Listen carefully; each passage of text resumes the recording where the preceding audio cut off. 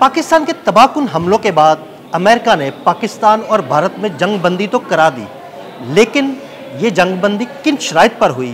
पाकिस्तान ने ऐसी कौन कौन सी शराइत हैं जो मनवा ली हैं?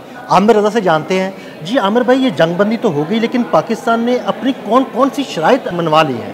देखिए, अभी तक शराइत जो हैं वो सामने तो नहीं आई हैं, लेकिन मैं आपको एक बात बता दूं, ये जंग जब शुरू हुई और सिंध ताश मुआहदा ख़त्म करने की बात की भारत ने, उसने कहा मैं पानी रोक लूँगा, तो आपने एक जुमला ज़रूर सुना होगा कि अगर सिंध ताश मुआहदा नहीं तो फिर शिमला मुआहदा भी नहीं। अच्छा, ये बहुत बड़ा बम था इंडिया के लिए, क्योंकि शिमला मुआहदे के तहत ही कश्मीर की लाइन ऑफ कंट्रोल को खींचा गया था।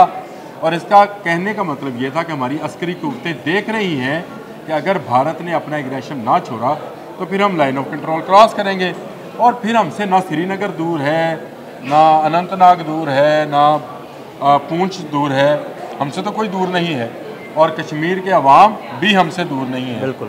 तो हमें कितने मिनट लगने थे यहाँ से वहाँ जाते हुए, और दूसरी तरफ फतेह मिसाइल चलाकर हमने साबित कर दिया कि अगर हम बगलेहाट डैम चाहें, जब चाहें, जहाँ चाहें उड़ा सकते हैं। तो सिंध ताश मुआहदे की कोई अहमियत नहीं है।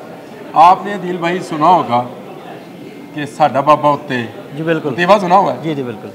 जिसका बाबा ऊपर होता है, शर्त भी उसी की मानी जाती है। ये दुनिया का असूल है।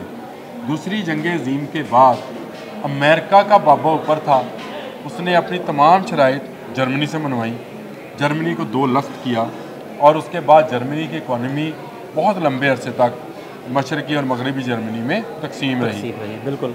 इसी तरह जापान जो था, उसने अमेरिकन शराइत पर असला बनाना बंद किया, वो टेक्नोलॉजी दूसरी की तरफ निकल गए, लेकिन आज तक वो फौजी क़ुव्वत के हिसाब से सामने उभर कर नहीं आता। जो जीता होता है, जिसका बाबा ऊपर होता है, शर्त भी उसकी मानी जाती है।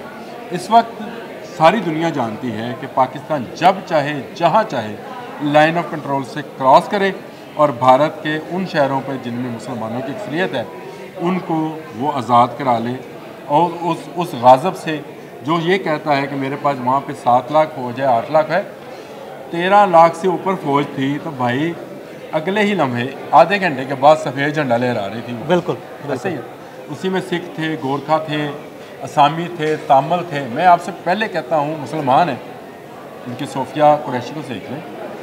ये वैसे ही 5 हिस्सों में तकसीम है इस वक्त भारत। इसको मज़ीद तकसीम करना पाक फ़ौज के लिए शायद 2 या 3 मिनट का काम होना अब रह गया है, क्योंकि अगर राब्ता ना अमेरिका करता, मिलते ना करते, ना इनका विक्रम मिस्री जाता खलीजी ममालिक में, सऊदी अरब के पाँव ना पकड़ता, और सऊदी अरब अमेरिका से ना कहता, तो मेरा नहीं ख्याल कि भारत की खलासी हो सकती थी। 5 घंटे में हमने उनकी फ़ौजों को पसपा कर दिया, उनके जहाज़ों को अंडरग्राउंड करा दिया। अगले 5 घंटों में हमने इंडिया फ़तह कर लेना था, लाल किले पे झंडा लहरा देना था। और ये कोई मजाक की बात नहीं है। पाकिस्तान जिस एग्रेशन के साथ आया था, अभी सिर्फ 2 मिसाइल यूज़ किए थे, फतह 1 और फतह 2। अभी तो इसी सीरीज़ के 2 मिसाइल और पड़े हैं, फतह 3 और फतह 4। बिल्कुल बिल्कुल। और ये शराइत जो हैं जिसकी आपने जिक्र किया था, ये तो मैं मिसाइल की तरफ चला गया।